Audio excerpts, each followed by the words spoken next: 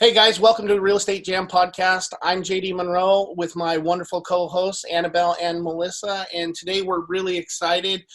We have Stu Grazier, and Stu's an outstanding real estate investor that we met at a mastermind group, and we're really looking forward to his story.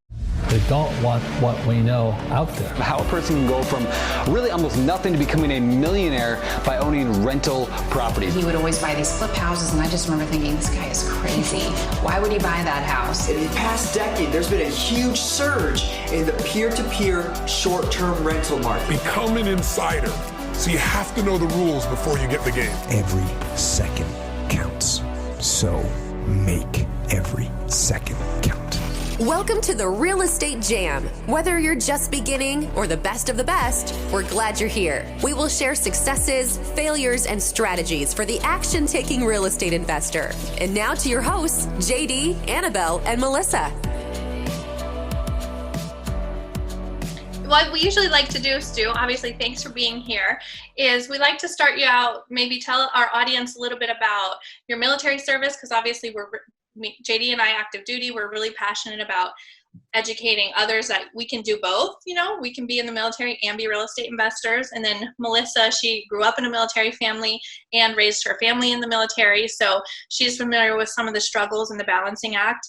So we'd love to hear a little bit about your background, your military wise, and then when you started real estate.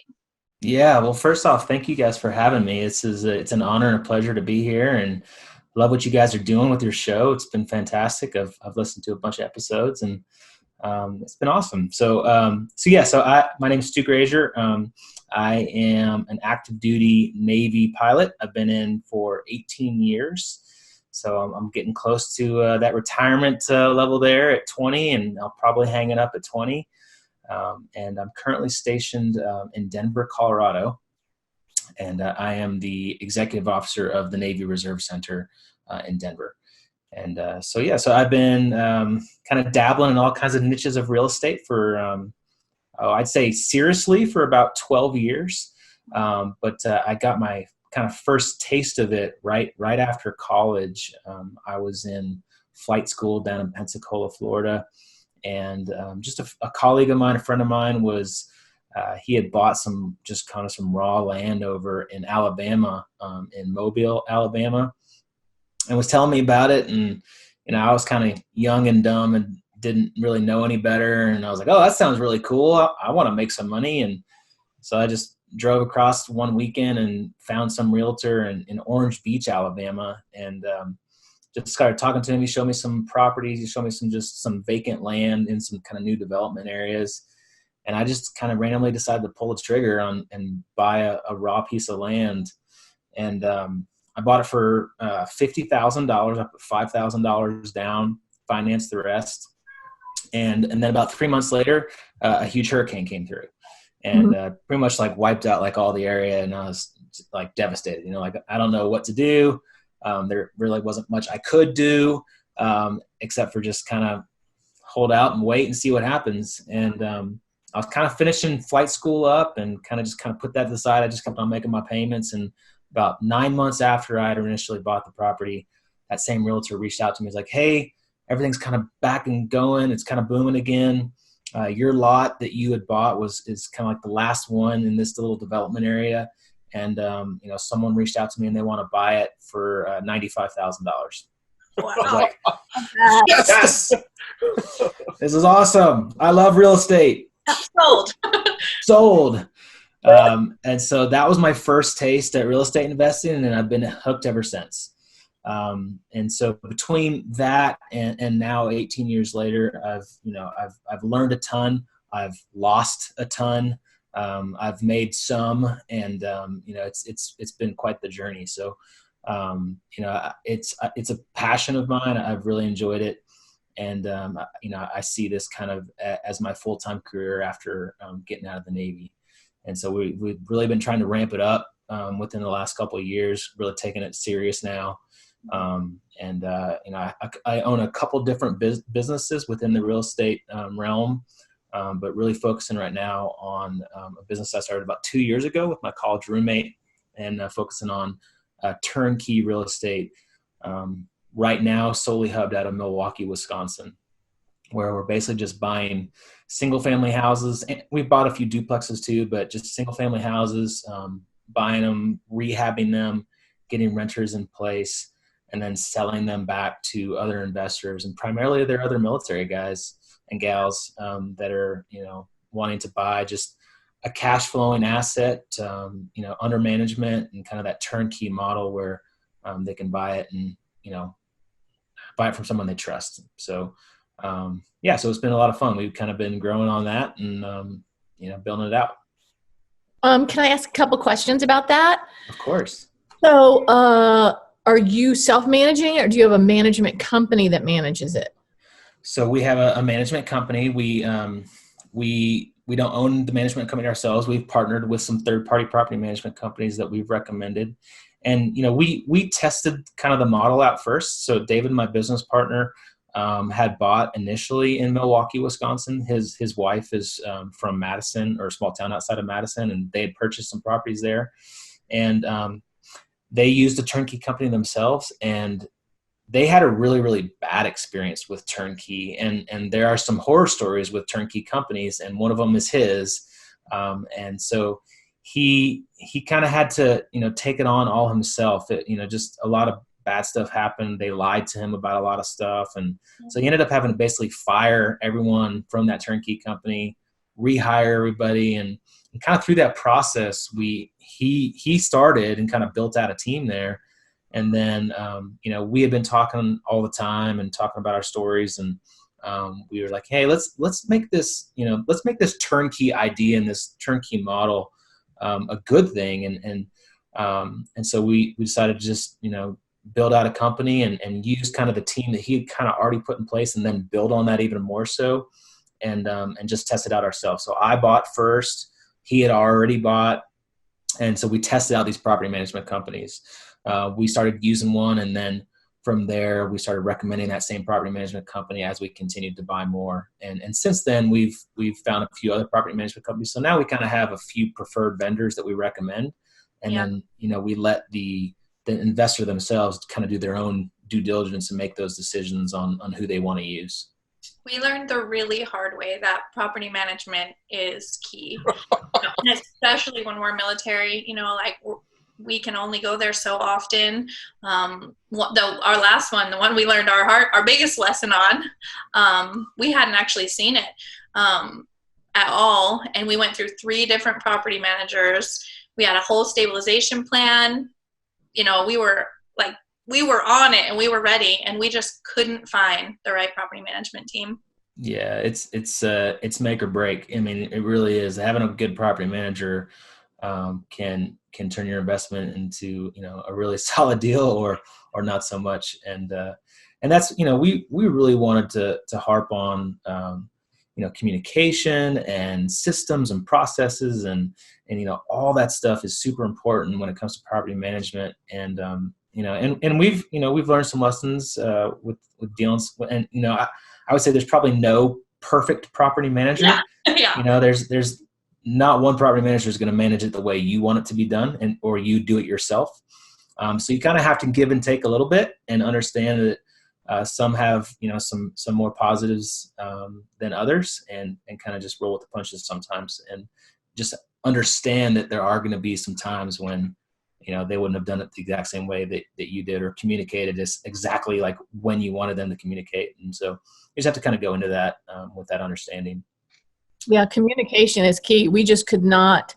We're talking about some properties that we had in Louisiana. We just could not get communication going on. We could never figure out what was going on. They were not responsive, and we thought it was just the first one, and then the second one, and then the third one was going to be the winner. And so it was just, that's huge.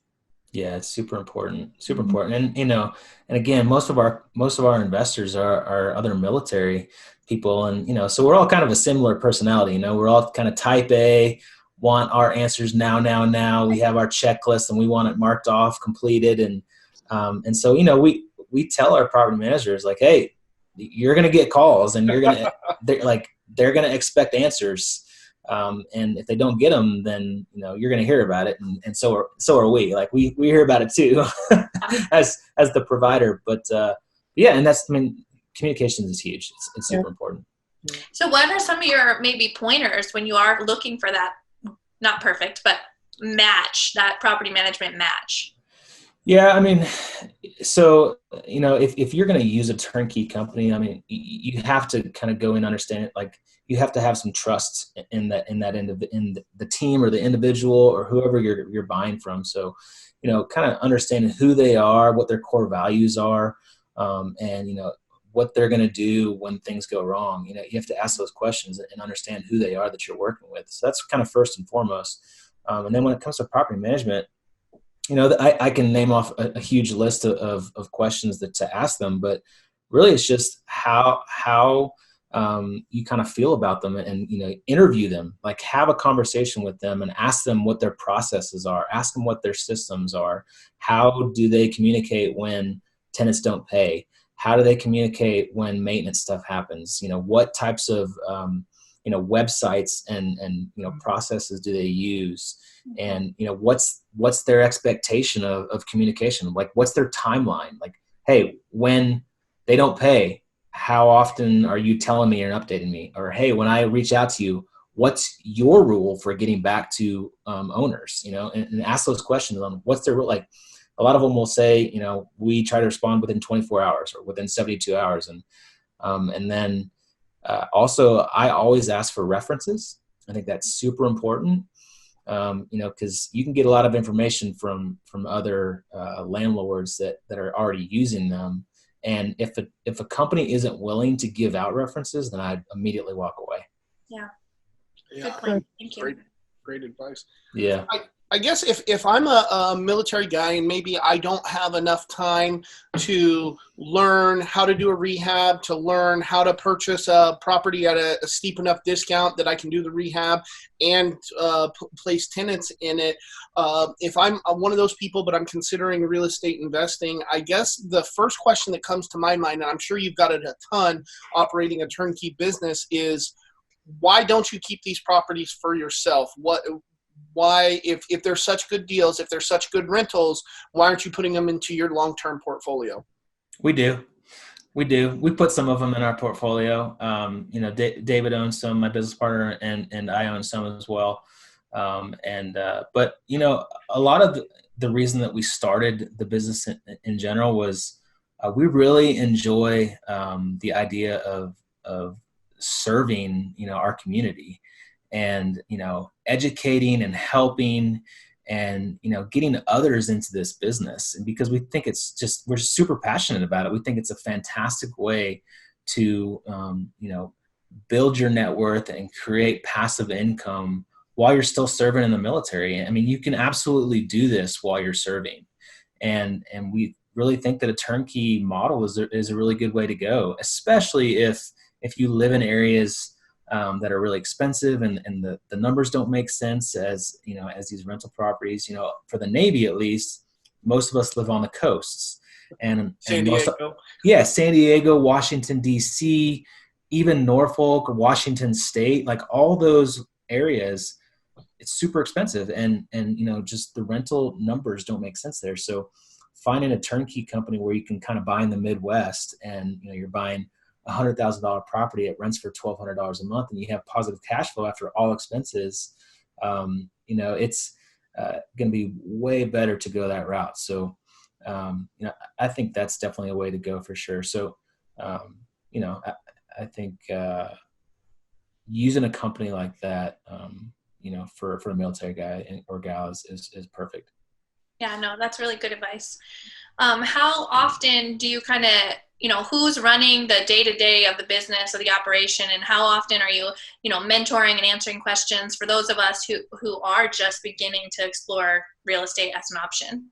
Yeah, so we've kind of built out a full team that's there in Milwaukee. We have a kind of like our primary source is our realtor that's there, and she's been in the business for like 28 years, and she is local there and just knows all the areas. And then her husband is a general contractor, and he's been in the business for a long time. So awesome. that team alone, just the husband and wife combo, we were super blessed to find them and build them, power couple. just use them as our power couple, and use them to find the rest of our team.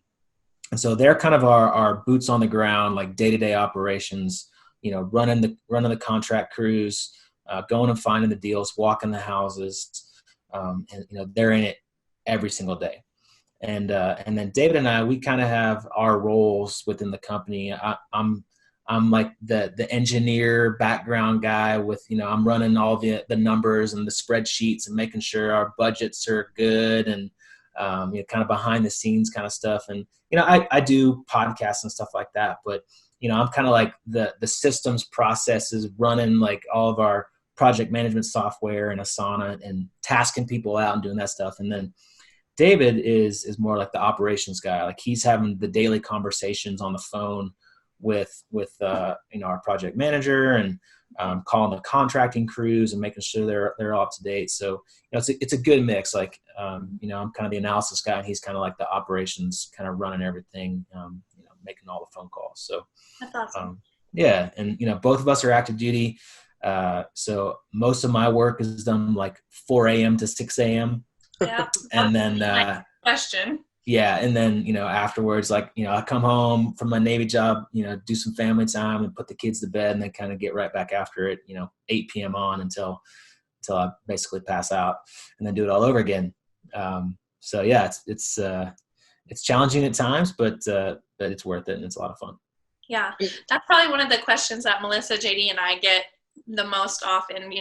Melissa manages another company, completely day-to-day operations. She's running a ton of crews, and then JD and I are both still active duty in the Air Force. So that's one of the questions we get the most, is like, how do you find that time? How are you prioritizing? How are you time blocking? What advice do you have to give to those people who are scared they don't have enough time? So I would say that you're always going to have enough time if you properly use it and put kind of those like systems in place. And you can't do everything yourself either. Like you have to build a team. You have to have people on your team that are going to contribute and do some of the work. And we rely heavily on our team that's there in Milwaukee to do kind of the daily operations there. So we use a program called Asana. It's a project management software that we basically have every single deal as a separate project inside of the software. And then we basically created almost like a huge checklist from initial offer on a house to final closing and turning it over to property management. And, there's just list by list by list of tasks, and we just copy and paste it for every single property we do. And so it took us a lot of time to do that. And we're still working on it. We're still like kind of tweaking it, when things come up, but it's, that alone, creating that like system helps us manage the day-to-day operations, so much easier. And, I can just copy and paste it onto a new deal, and then just start tasking away to all of our team members, and then take the stuff that I'm going to do. And I mean, we have like timelines for like, 10 days prior to closing, we're going to order a dumpster. 5 days prior to closing, we're going to order our preset materials that we use every single time. So, there's just like set things that we do every single time on a deal. And that's really helped us, manage that. Yeah. I can really pilot and a Marine make a checklist. It's got to be good. Yep. I really like that idea, and that's something that we haven't gone into as close as every single thing is blocked out by how many days and stuff like that. But a lot of our stuff is what we found is it was like, okay, so we get a property under contract. Okay, now we have to market it. Okay, well, which one of the three of us is going to market it this way? Which one's going to build the email that we send out to our buyers list and stuff like that? So we are working on and still systematizing that, because it shouldn't be, every deal shouldn't be like it's a brand new thing that you've never done before, unless it's a brand new thing you've never done before. Right. And so I think building out those processes, and that works for us to keep us on task, because when you have so many different things going on, military stuff, Melissa manages 2 other businesses, not just one other business. And we're also trying to be moms and dads and all of that stuff. Some of those things can fall through the cracks. So if we don't get the marketing out right away, well, that's one day less that we have to sell that contract or to get it out there. So I think the checklist idea is super important. It helps a ton. And we've seen that the better our systems are, the more things that we can do. And once you have that system locked down, you can literally plug and play an employee into that position, and they can then start to take over some of those tasks, which then free you up to do your higher income earning activities. Yeah, absolutely. And that's actually what we're trying to work on now is we've just decided that we're going to try to hire an admin assistant to kind of do some of just the daily administrative stuff, which most of it I'm doing right now. But as we like scale and, are starting to do more and more deals every month, like it's going to get pretty taxing on me. So we're looking into that. So what we did was basically took that entire checklist and kind of like lined out like, all right, we can task this off. We can task this off. We can task this off. Just recently I started kind of videoing what I do on a day-to-day basis. Like, I take that checklist that I do and I started videoing, like a screenshot of my computer and talking through what I'm doing to then, have that to where when we do start hiring more people, I can just say like, hey, watch this video. This is what we do. And so, we started putting out some advertisements for an admin assistant. And we kind of started taking that checklist and kind of lining out which ones we can kind of delegate down to an admin assistant. And then they can, once we do find that hire, we can just say, all right, here's these videos, watch these. And this is kind of like the initial, training, if you will. So we started trying to do that a little bit too. We've done that with a lot of our stuff. Where are you guys currently advertising for your admin assistant, and what does that look like? Yeah, so I just put a job up on Indeed.com, and just kind of a very general post for an administrative assistant, and just kind of some information about us. And I just did the free one, and we've gotten quite a few hits and applications. And then what we've done is, we look through, if they kind of meet what we're looking for, and then we ask them to complete a disc profile, so we can kind of see, who they are and what they do, like what type of personality they are. I mean, we don't want, we want for an admin assistant, we want someone who's, kind of like detail oriented and, is like the high S or high C profile, like, checklist oriented, that kind of stuff. We don't want, the D or the I who's just going to like be off and just socializing all the time. So, and we've done that. And then when we find someone who has that good profile, then we'll do some further interviews and do like a Zoom call. And, we've found one, and we had a kind of a final luncheon. Our project manager was kind of like, let's look for some more. So we're still looking. Well, I definitely think that if a person on your management or leadership team has any reservations, that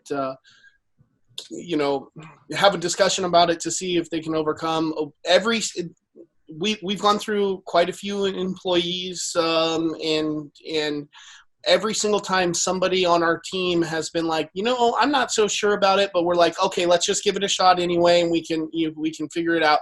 It has never ever worked out good for us. If and that's not to say there's some people that everybody liked and that still didn't work out, but every single person where we're like, there's something I just don't like X, Y, and Z, then we've learned the hard way to not operate like that anymore.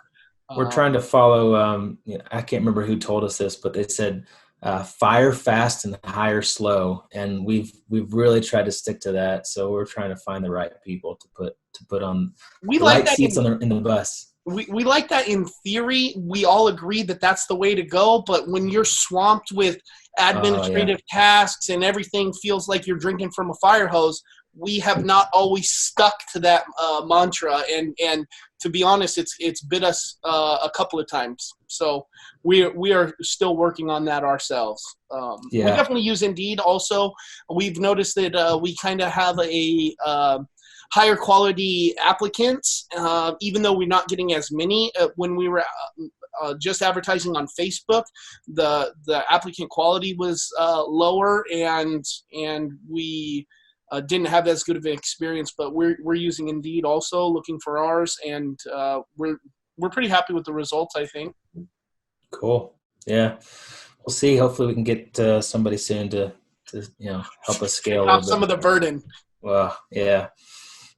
Stu, I wanted to ask you to talk about Veterans REI Live and share that with our listeners. Yeah, absolutely. So we kind of have a connection through Bill Allen, and Bill is a friend of mine. He was flying helicopters out in San Diego at the same time I was. We were kind of in sister squadrons, and he has a super successful real estate company in Pensacola and Nashville and Chattanooga, doing wholesaling and flipping, and we've kept in contact a bit, and we recently kind of have been talking a lot more, and then there's another guy by the name of David Prey. He's a Marine out on the West Coast, and has a podcast and a website called From Military Millionaire.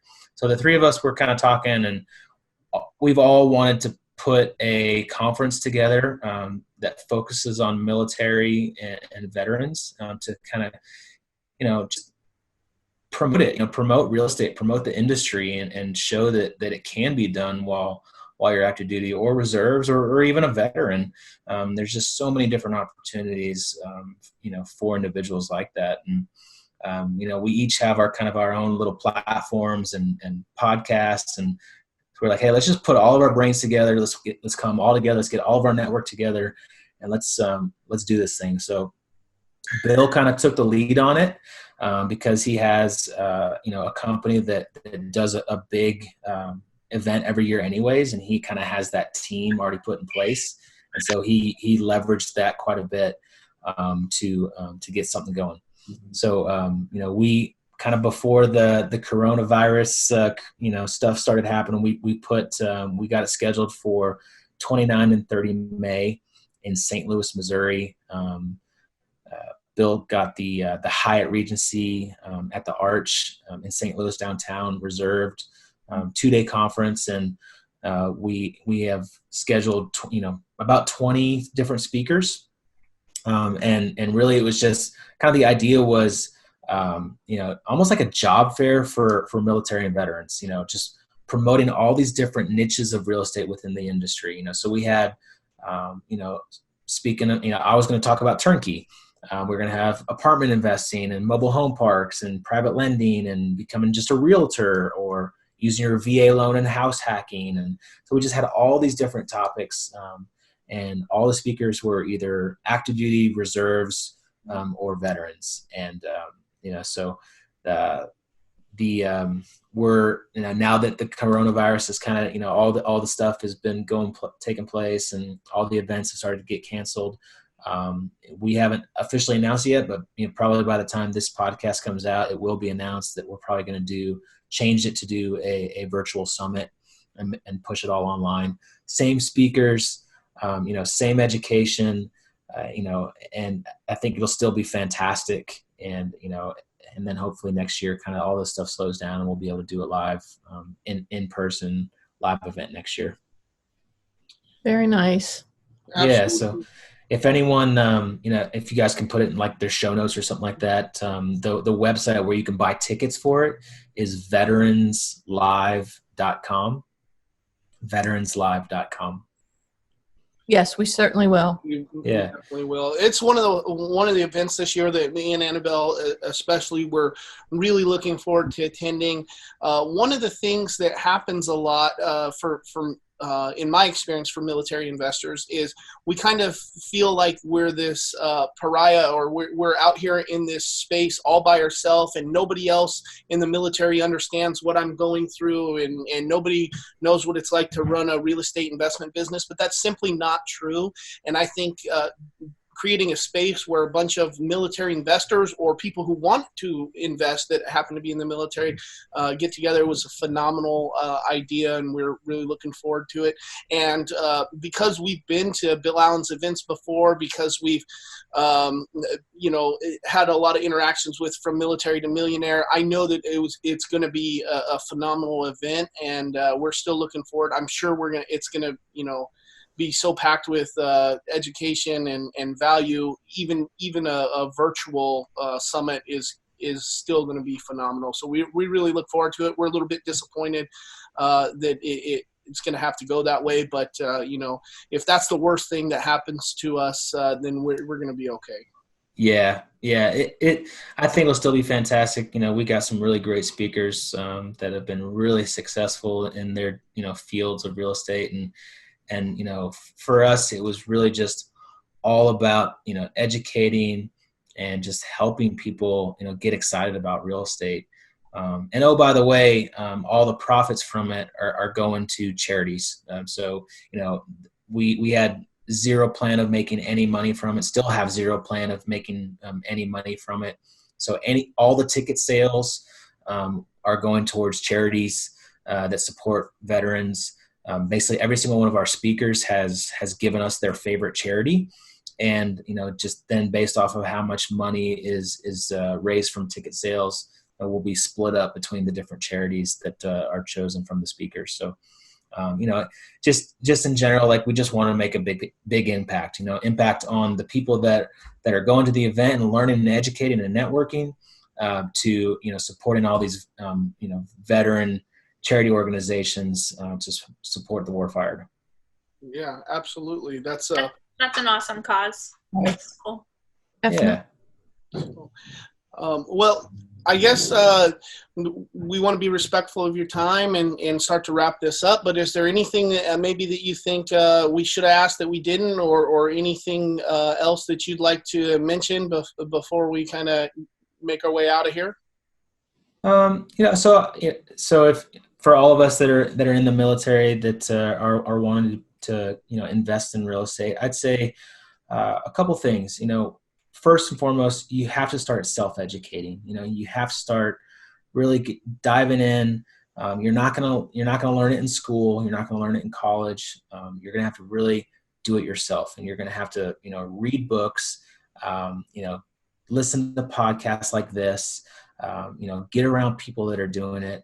I highly recommend looking into going to meetups, your local events, and also maybe trying to get into some type of mastermind group. I know for me that's been huge within the last couple of years is just surrounding yourself around people that are going to push you to grow and hold you accountable. So I think that's super important. And then once you kind of feel like you're educated, then the next step is just you got to take action. And that first action step is going to be scary, and you might fail. But that's okay. Sometimes you're going to fail and learn from it and be better for it. And so don't be scared to take action, because nothing's going to happen until you do. Yeah, that's right. So yeah, that's all I would say.